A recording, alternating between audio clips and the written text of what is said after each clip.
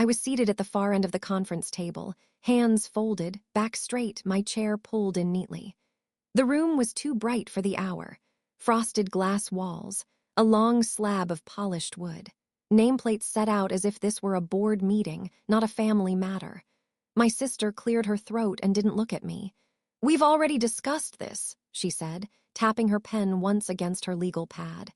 She was just helping out. That doesn't entitle her to anything. Across from her, my cousin nodded quickly, eager. "Exactly, caretaking isn't ownership." The attorney's eyes flicked toward me, then back to them. He said nothing yet. I stayed still. I didn't shift in my seat. I didn't correct them. My brother leaned back, folding his arms. "Let's be clear," he added, louder now, projecting for the room. "She doesn't speak for the family. She never did." There it was, spoken cleanly. Publicly, with witnesses. A legal assistant paused near the door, papers in her hands, caught mid-step. Someone else adjusted their glasses. The hum of the HVAC filled the space they left empty. I watched the grain of the table under my fingertips. A shallow scratch ran near the edge, almost invisible unless you looked for it. "She moved in because it was convenient," my sister continued. Her voice sharpened with confidence. "That's all. We were generous to allow it." Allow it. I felt the silence stretch after that. Not awkward, intentional. No one rushed to soften the moment. No one challenged her phrasing. The attorney finally spoke carefully. For clarity, Miss Carter was listed as... My brother cut him off with a small laugh. "Listed, sure. That doesn't mean authority. We're the family." His eyes landed on me for the first time. There was no anger in them, just dismissal. "You can go now," he said. "We'll handle this from here." I didn't respond. I didn't stand. I didn't explain why my name was on half the documents in the folder in front of the attorney or why the meeting existed in the first place. Instead, I waited. My sister exhaled, impatient. "You see," she said to the room, "this is what we mean. She never knows when to step aside." The attorney closed his folder without comment. The sound was soft but final. No one spoke after that. The pause lingered longer than comfort would allow. It pressed outward, filling the room, forcing everyone to sit with what had just been said out loud. That my years of work, presence, and responsibility could be reduced to convenience, then erased. I remained where I was, composed, silent, and very much still part of the room they were pretending I'd already left. Fairness doesn't disappear just because people decide to ignore it. My name is Evelyn Carter. I was 39 at the time, living in the same house I'd moved into 8 years earlier, working full-time as an operations manager for a regional healthcare network. My days were structured. Deadlines mattered. Paperwork mattered. When something broke, it was expected that I would fix it, quietly and correctly. That expectation didn't start at work. When my mother's health declined, I was the one who adjusted my schedule. I didn't announce it. I didn't negotiate for praise. I reorganized my life and absorbed the responsibility the same way I handled everything else, methodically, without drama. I moved into the house because someone had to be there. Overnight supervision became permanent. Medications had to be logged. Appointments had to be coordinated. Bills still had to be paid on time. None of that stopped just because the situation was difficult. My siblings lived in other states. They called when it was convenient. Holidays, birthdays, occasional check-ins framed as concern. They asked questions in broad strokes and accepted summaries instead of details. That arrangement suited them. I handled the details. I tracked medications by dosage and refill dates. I maintained a binder with insurance correspondence, lab results, and updated physician notes. I learned which specialists returned calls quickly and which required follow-ups. I adjusted the household budget to account for new expenses without missing a payment. No one objected to that division of labor. No one offered to rotate weekends. There were no disputes about fairness when the work was invisible. Over time, a pattern settled in. Responsibility moved in one direction. Authority, they assumed, moved in another. When decisions were small, they deferred. When decisions became significant, they reappeared with opinions. Not information, opinions. It was a system that functioned as long as nothing was questioned. I didn't push back, not because I lacked standing, but because stability mattered more than recognition. The priority was continuity, not credit. There were moments when the imbalance was obvious. Documents mailed to me but discussed without me. Conversations that referenced my work while excluding my voice. It wasn't personal. It was structural. I understood the difference. By the time we were all seated in that conference room, nothing they said surprised me. Their certainty didn't come from knowledge of the situation. It came from habit. They were used to speaking last because they believed they mattered most. What they mistook for passivity was simply discipline. I had learned long ago that order doesn't come from arguing for it. It comes from maintaining it until it becomes undeniable. Responsibility fulfilled consistently carries weight, whether acknowledged or not. The work didn't announce itself. It accumulated. Mornings started early because mornings had to. Medications were scheduled around food intake, and food intake depended on sleep quality, which varied. I kept charts. Nothing elaborate, just clear enough that another person could step in if they had to. No one ever did. Appointments multiplied over time. Primary care, cardiology, neurology, physical therapy twice a week for 6 months, then once a week when insurance adjusted coverage. Each provider had a different intake system, a different portal, a different threshold for urgency. I learned how to navigate all of them without escalating my voice or missing a deadline. I kept a running list of contact names, nurses who returned calls, office managers who moved things forward, billing specialists who corrected errors without resistance. That kind of access isn't given. It's earned by being precise and consistent. Paperwork followed everything. Authorizations, denials, appeals. I set aside one evening a week just for that. Dining table cleared, folder open, pen, highlighter, calculator. I read every line before signing, not because I enjoyed it, but because details mattered. Money required the same attention. Medical expenses don't arrive politely. They overlap. They contradict each other. Statements came in waves, some dated months earlier, some missing codes. I reconciled them against insurance explanations and bank records, tracked discrepancies, and resolved them one by one. The household still had to function. Utilities, property taxes, maintenance. I adjusted spending without announcing sacrifices. Subscriptions were canceled. Non-essential repairs were delayed. Essentials were handled immediately. The numbers stayed balanced. There were meetings, too. Not family meetings, professional ones. Case managers, social workers. Once, a hospital ethics coordinator when consent language became unclear. I sat through those calmly, asked direct questions, took notes, followed up in writing. Silence helped. I learned when to let it do the work for me. When a physician paused before answering, I waited. When an administrator hedged, I didn't interrupt. Most people fill quiet with unnecessary explanations. I let them finish. It usually revealed more than their prepared response. That approach carried over everywhere. I didn't argue about decisions already made correctly.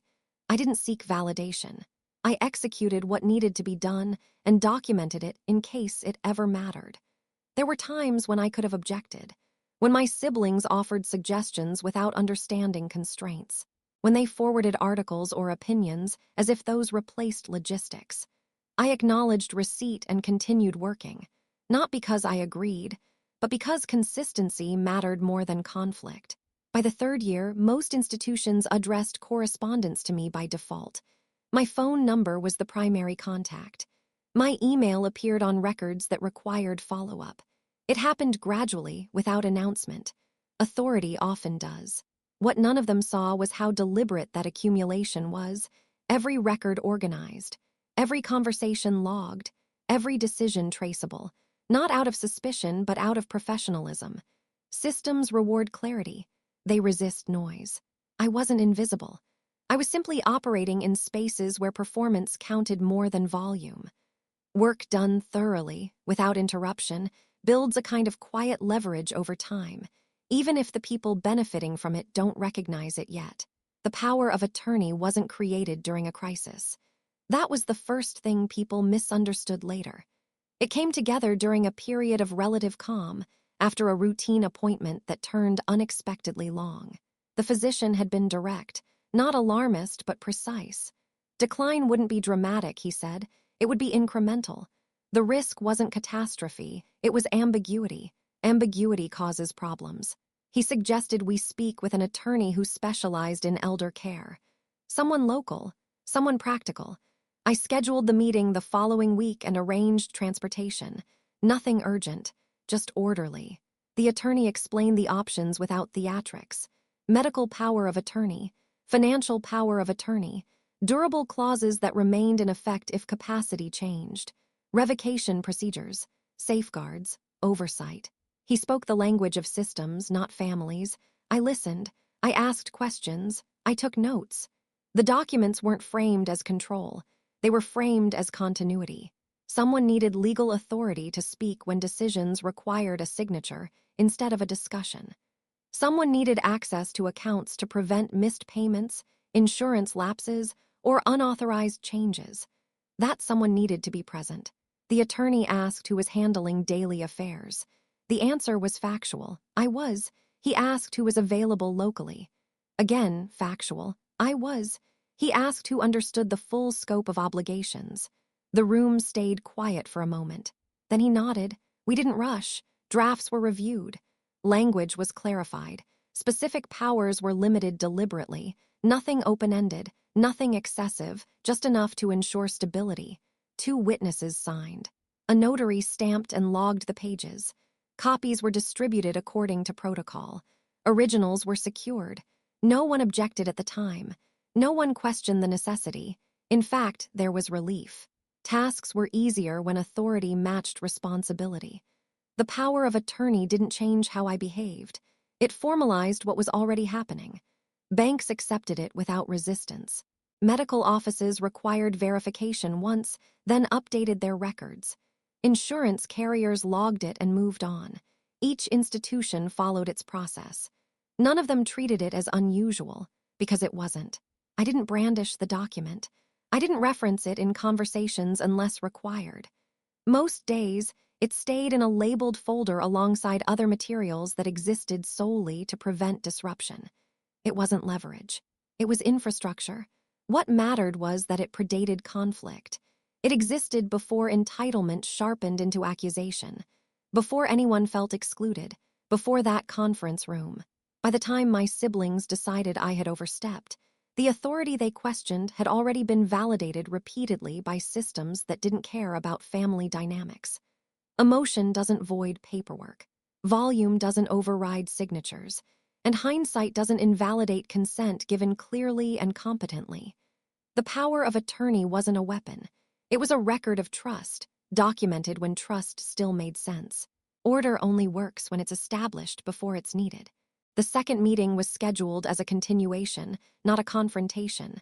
Same building, same floor. A different conference room, slightly smaller. The table was narrower. The windows looked out onto an alley instead of the street. I arrived early and took the chair closest to the wall. Not defensive, just unobtrusive.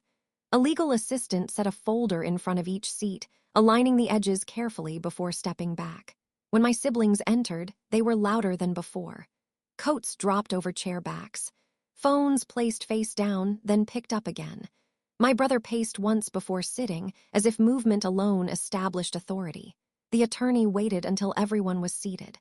For clarity, he said evenly, today's purpose is to confirm decision-making authority related to the estate and ongoing care. My sister crossed her arms. That won't take long. He opened his folder. Paper shifted. The sound was deliberate. Miss Carter, he continued, nodding briefly in my direction without inviting comment, has been acting under a durable power of attorney executed 3 years ago. My brother frowned.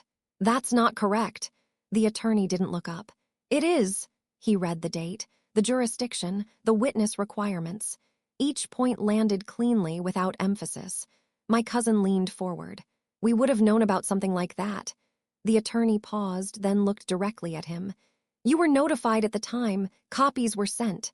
Silence followed, not confusion, calculation. My sister shook her head once sharply. That doesn't give her control over everything. No, the attorney agreed. It gives her control over specific enumerated decisions, which are outlined here. He slid a document across the table. It stopped just short of my brother's hand. The room shifted. Chairs creaked. Breathing changed. "This can't be right," my brother said, louder now. "You're saying she can what override us?" The attorney folded his hands. "I'm saying the authority already exists. It has existed, and it has been recognized by every institution involved." I didn't speak. My sister turned toward me. "You never said anything." I met her eyes briefly. Then I looked back at the table. "That was intentional," the attorney said before I could respond. His voice remained level. "Disclosure is not the same as consent. The document was valid when executed and remains so." My brother stood. "This is ridiculous." No one followed him. He hesitated, then sat back down, jaw tight.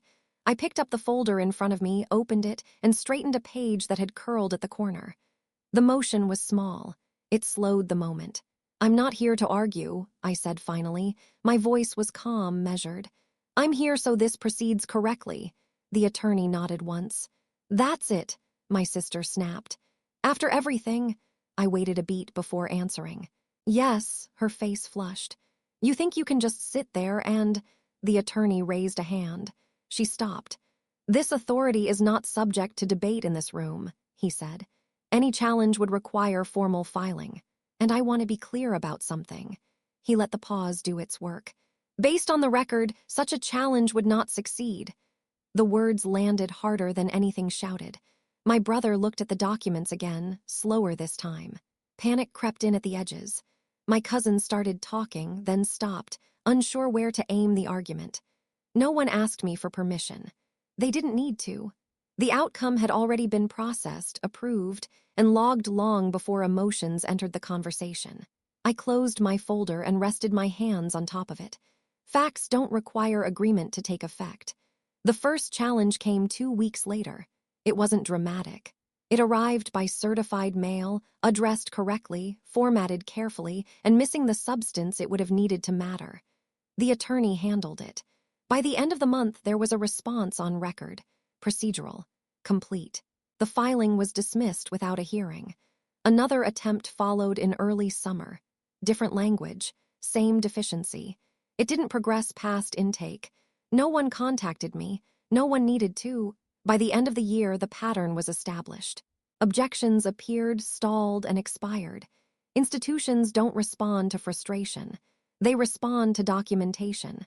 There was no gap to exploit. Access changed quietly after that. Bank permissions were adjusted. Account alerts rerouted. Automatic authorizations updated. The shifts were administrative, not punitive. They reflected authority already recognized, not new decisions.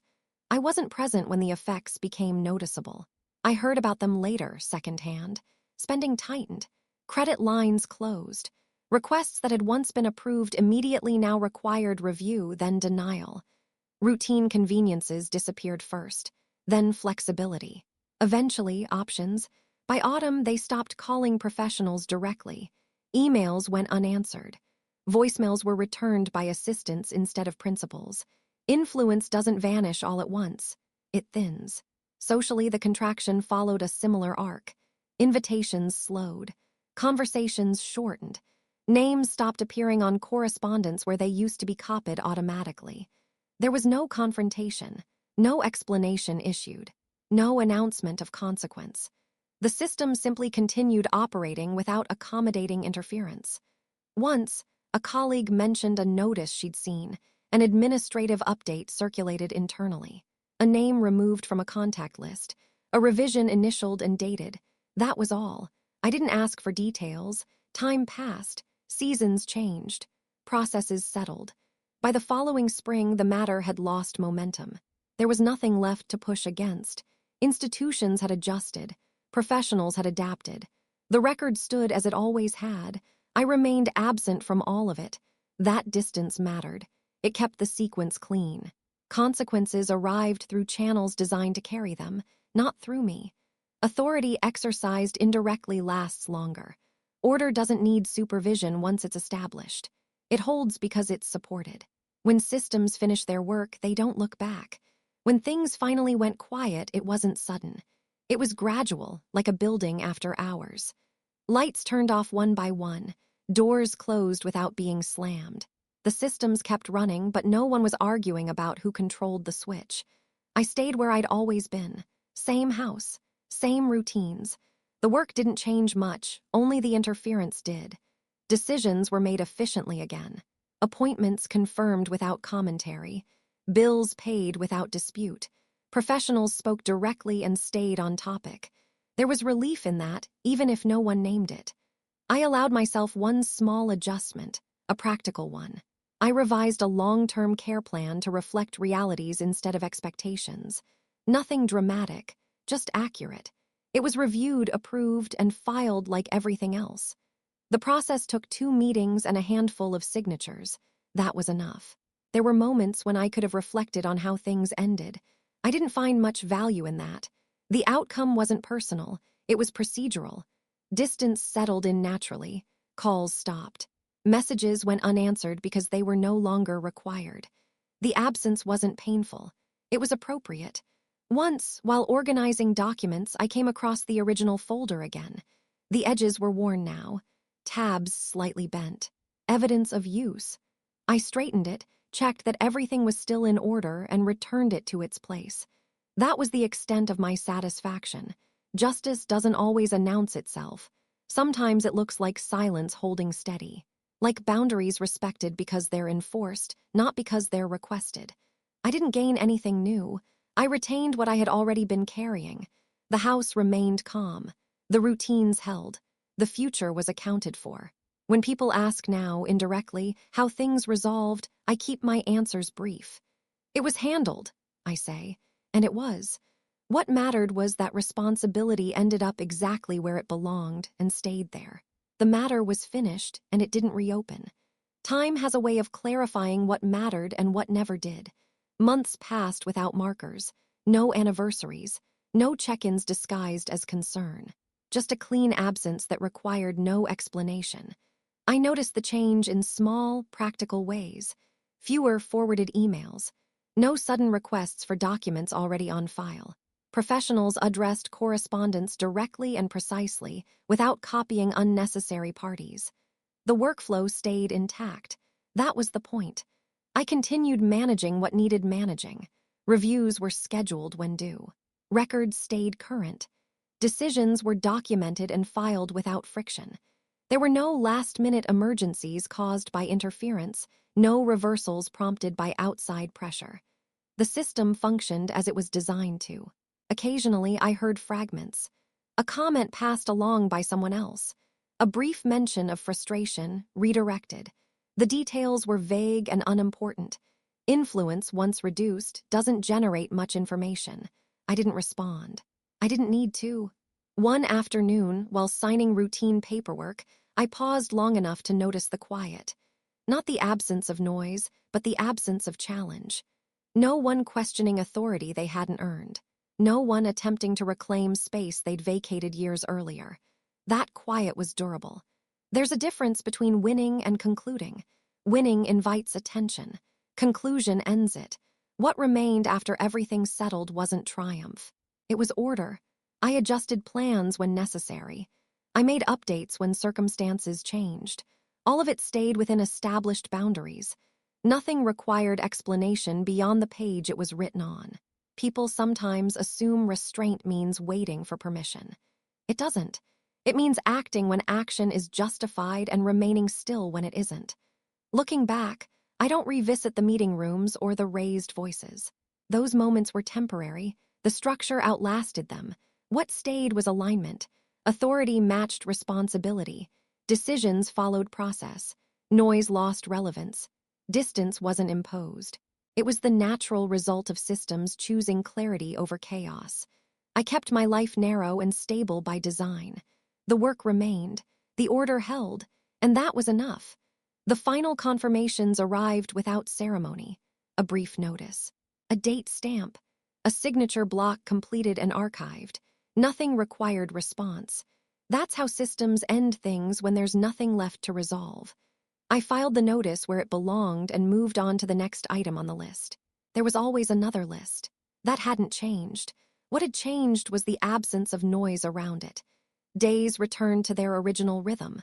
Work in the morning, calls in the afternoon. Quiet evenings marked by routine rather than interruption. The kind of structure that doesn't draw attention because it doesn't need to. Once I passed the conference building again. Same glass exterior.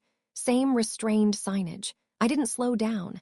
There was no reason to. Distance held. Not as punishment, but as outcome. People sometimes imagine closure as a moment, a realization, a final exchange. In practice, it's usually administrative. Something finishes processing and the file stops resurfacing. That's what happened here. I didn't gain leverage. I didn't assert dominance. I maintained alignment between responsibility and authority until the mismatch corrected itself. There was no appeal that mattered, no reconsideration worth entertaining. The record stayed intact because it had been built carefully from the beginning. I remained composed because there was nothing left to manage emotionally. The work had never required that. Order doesn't reward attention. It rewards consistency. When everything was done and the distance had settled into permanence, I noticed how little space the situation occupied in my thoughts. It no longer demanded vigilance. It didn't resurface unexpectedly. It stayed closed. That was the point. What remained was a life that functioned cleanly, without explanation or defense. Responsibilities met, boundaries respected. Silence where noise used to be. The outcome wasn't dramatic, it was durable, and it stayed that way.